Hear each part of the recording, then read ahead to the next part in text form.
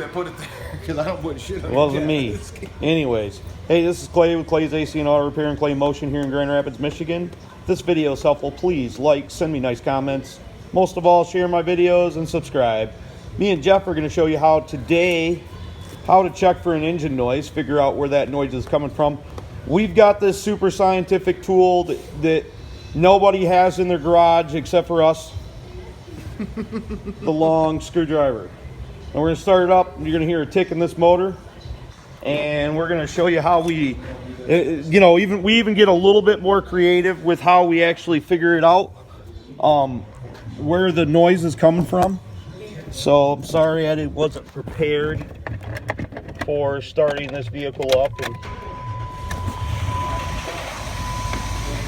hopefully you can hear that.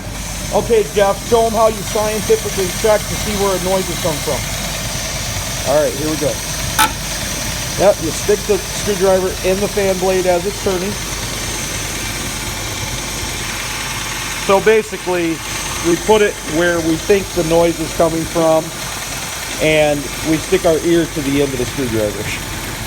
It's literally that simple. And we believe in this car, you can probably hear it.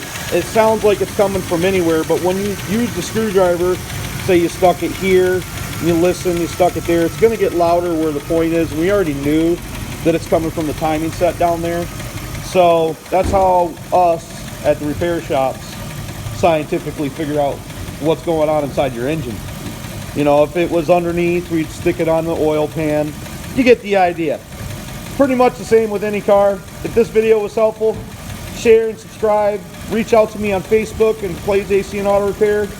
God bless. Have a great day. Don't be the next to them. Be the first to you.